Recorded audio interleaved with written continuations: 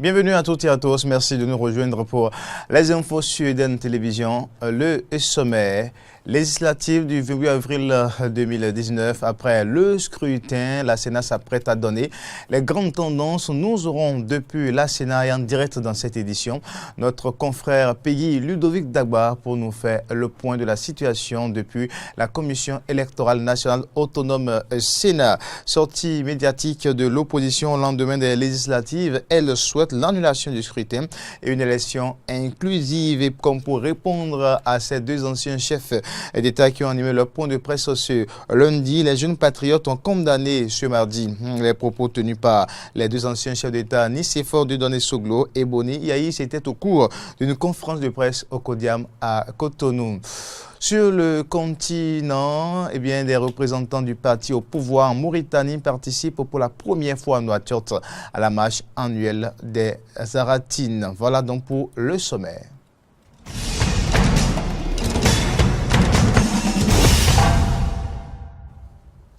Encore une fois, bienvenue à toutes et à tous. Je l'ai annoncé à l'entame de cette édition que plusieurs heures après le déroulement du scrutin à la Commission électorale nationale autonome Sénat, c'est l'heure des regroupements. Au moment où nous sommes, la Commission, c'est sur le point où s'apprête à donner les grandes tendances du scrutin du 28 avril 2019. Nous aurons une idée de la participation. Nous aurons également une idée sur les différents nombres d'électeurs ou de voix décrochées par les deux partis qui étaient donc en lice, à savoir l'Union progressiste et le Bloc républicain. Pour avoir une idée de l'ambiance qui prévaut à l'heure actuelle à la Sénat, nous avons notre confrère Peggy Ludovic Dagba depuis la Commission électorale nationale autonome Sénat. Peggy, bonsoir. Bonsoir à vous, Corneille Haïtien. Alors, quelle est l'ambiance qui prévaut à l'heure où nous parlons à la Sénat? Eh bien, à l'heure où nous parlons ici à la Sénat, l'ambiance est à l'attente. Il faut dire que c'est à 15h00 que la Commission électorale nationale autonome a convoqué la presse nationale et internationale pour pouvoir rendre public les premières tendances, notamment de cette élection du 28 avril dernier. Et la presse a effectivement accouru à l'appel donc de la Sénat, et tout le monde ici attend, les confrères, les consoeurs. Le matériel également est déjà disposé, attendant simplement que le président et sa suite puissent venir prendre au siège, histoire quand même de pouvoir lever le point de voile. Tout le monde attend donc, bien sûr, cette proclamation des résultats. Des indiscrétions ou des enquêtes que nous avons menées, qu'il ressort que le président est en train de procéder ici aux vérifications de tout ce qui a été fait. Le travail de cabinet informatique, pour ceux également qui ont eu à traiter les différents résultats du terrain. Tout ceci est en train d'être peaufiné pour qu'il n'y ait pas, de graines qui se glissent dans la machine. Vous savez très bien que tout le monde a le souffle, coupé, attendant simplement que ces résultats sortent pour qu'on puisse avoir une idée réellement du secret des urnes. Donc voilà un peu ce que nous pourrons dire d'ici à là. C'est tellement que le président va enfin ôter le peuple de cette hantise. Nous attendons ici donc. D'accord, mais convoqué pour 15h, cette sortie de la Sénat sur les grandes tendances n'a toujours pas encore commencé. Vous avez dit que la Sénat continue peut-être de traiter les dernières informations, mais au niveau de la commission, au niveau du siège de la commission, comment peut-on apprécier un peu l'entourage, l'ambiance, puisque nous savons que ces élections étaient un peu tendues le jour du scrutin, émaillées des violences à des endroits donnés, dans des localités données. Aujourd'hui, à la Sénat, quel est le dispositif de sécurité ou comment se présente un peu l'entourage en matière de sécurisation? Si je vous saisis bien, vous voulez savoir un peu quel est le dispositif sécuritaire qui a été mis en place en ce jour-ci.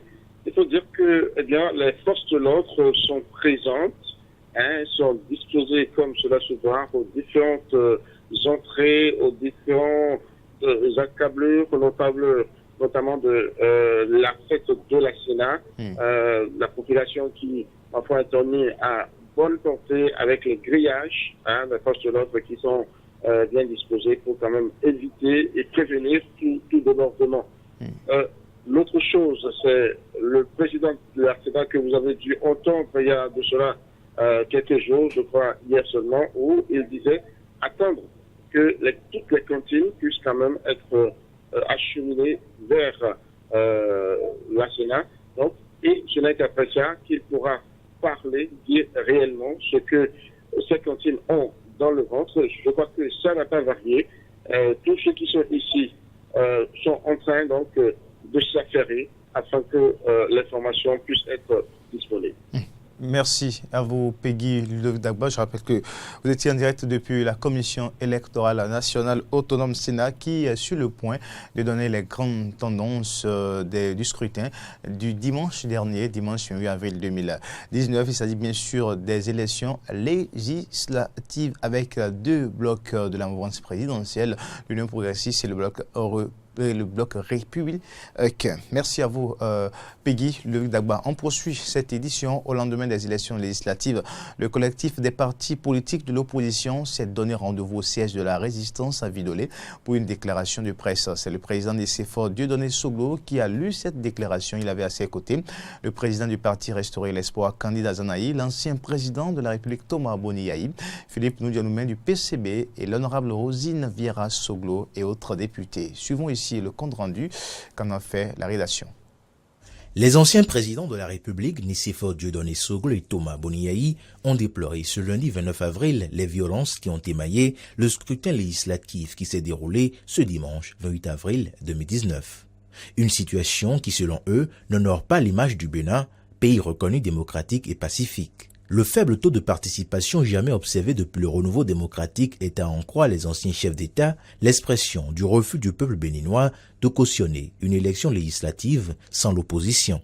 Le peuple exige, j'allais dire, notre démocratie, le retour de notre démocratie. C'est fondamental pour nous. Pour Boniaï, le cœur de la démocratie réside au Parlement. Il regrette qu'à la faveur de ces législatives sans l'opposition, qu'il soit entièrement contrôlé par les soutiens de l'exécutif. Son aîné, le président Nicéphore Dieudonné Soglo, appellera à sa suite à un dialogue politique pour une issue pacifique et consensuelle à cette crise qui secoue le Bénin. Il a demandé instamment au président Patrice Talon qu'il renoue le dialogue avec l'ensemble de la classe politique à l'effet de trouver, comme on avait proposé, des solutions consensuelles pour la tenue effective des élections législatives totalement inclusives, transparentes et crédibles dans un climat démocratique apaisé, dans l'unité, la paix et la cohésion nationale. Les deux anciens chefs d'État, Nicéphore Dieudonné Soglo et Thomas Boniaï, ont ainsi réaffirmé leur attachement à la démocratie, à la paix et à la cohésion nationale. Ils ont pour finir convié toute la classe politique à privilégier l'amour du pays, à penser à son avenir en adhérant incessamment à un dialogue politique franc et sincère pour dénouer cette crise électorale. Enfant du Bénin debout, la liberté d'un cri sonore, chante premier, frère de l'aurore, et l'enfant du Bénin debout. Et puis les jeunes patriotes du Bénin ont animé une conférence de presse ce mardi 30 avril 2019. Objectif, répondre aux propos des deux anciens chefs d'État béninois qui étaient face aux médias ce lundi. Les jeunes patriotes fustigent les déclarations des deux anciens chefs d'État qui exigent l'annulation du scrutin législatif de ce dimanche 8 avril. Écoutons un extrait ou écoutons ici le compte rendu fait par Carnot François Romboulet-Rinto. Les jeunes patriotes du Bénin étaient face à la presse ce mardi 30 avril 2019 pour réaffirmer leur soutien au président de la République, Patrice Talon.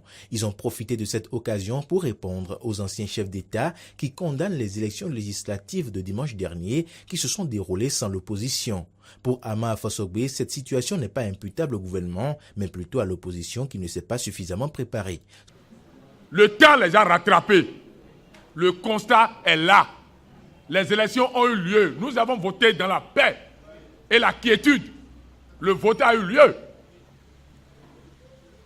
La fin du film est très claire.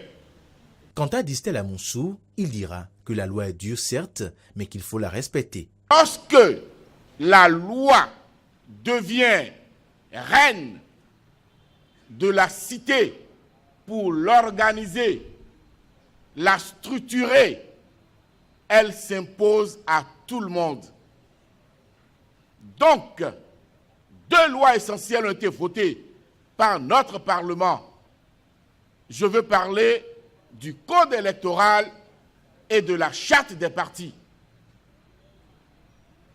À partir de ce moment, tous les acteurs politiques devraient se conformer ou ont pour obligation de se conformer à cette disposition légale.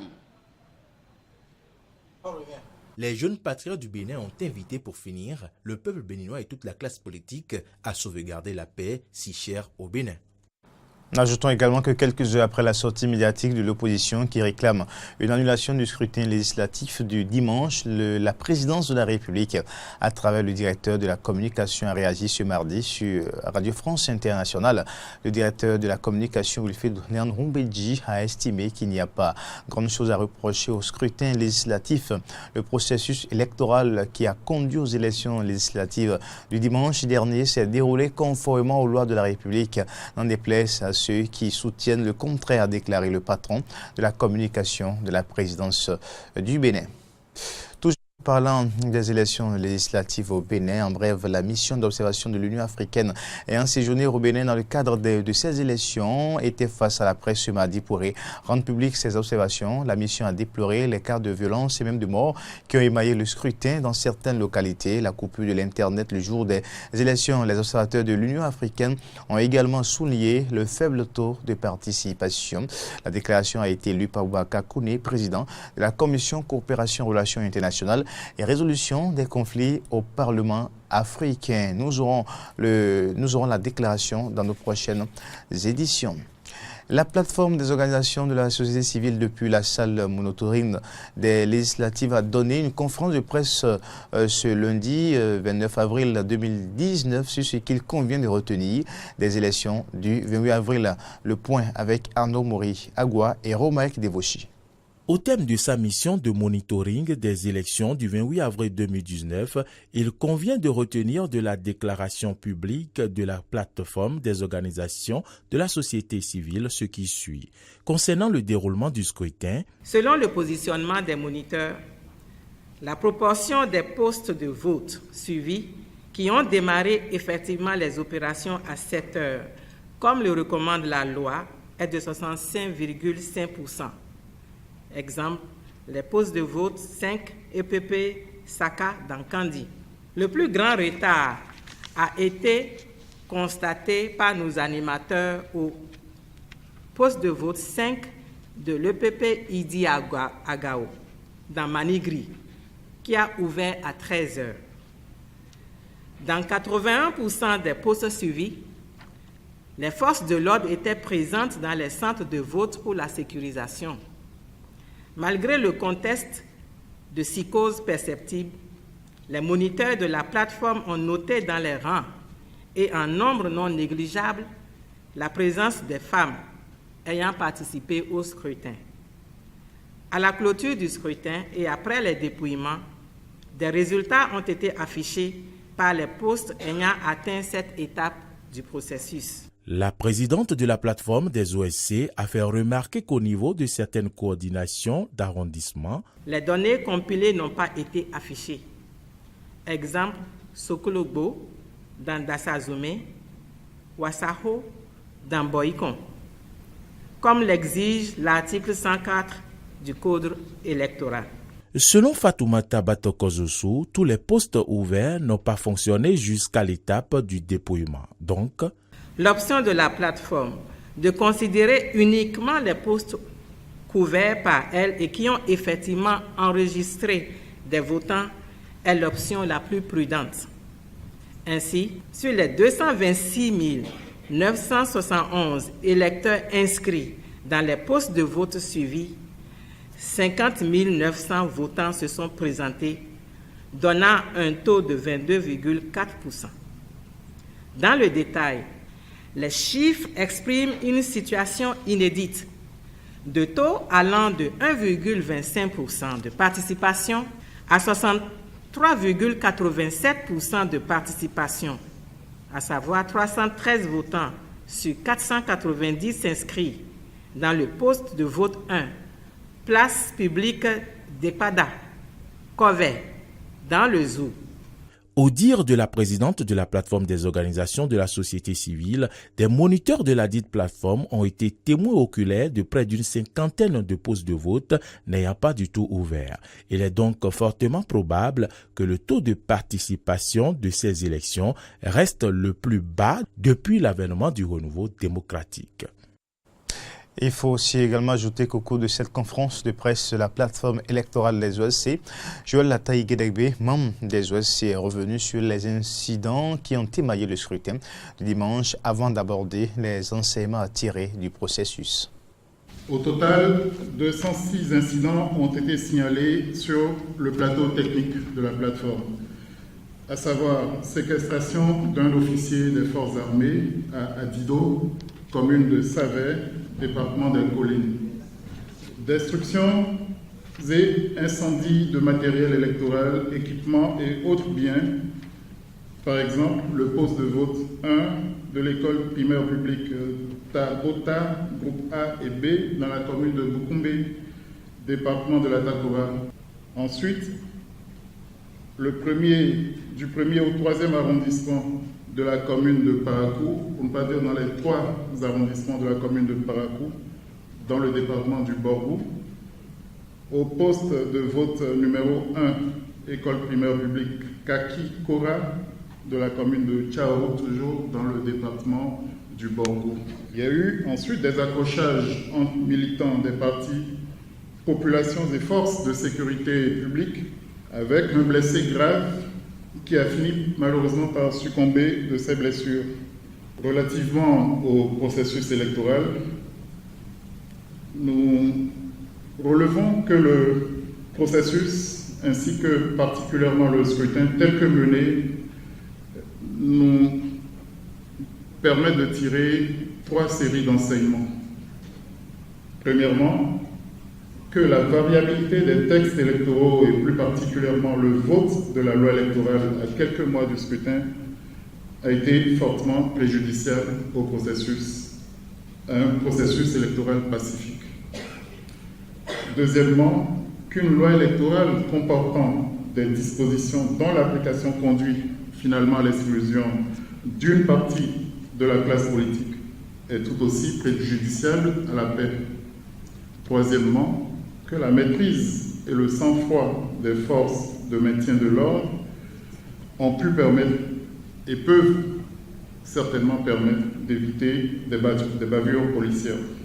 À l'endroit des acteurs politiques, la plateforme recommande de travailler pour éviter au Bénin toute situation de conflit violent lié au processus électoral, d'agir ensemble de façon concertée en vue d'une législation électorale dépourvue de dispositions difficiles d'application et mobilisant inutilement les énergies ou créant la psychose au sein de la population.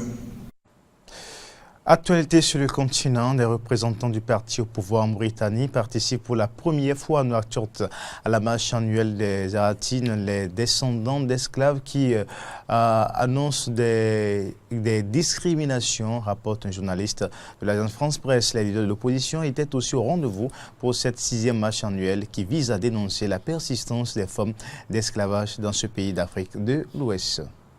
Cette cause a réuni autour d'elle l'ensemble de la classe politique mauritanienne, tous les acteurs de la société civile, tous les militants des droits de l'homme. Donc voilà, aujourd'hui un consensus sans précédent. Nous espérons que prochainement ce consensus va verser dans des mesures concrètes, menées par les gouvernants, par les responsables, les acteurs de la chose publique.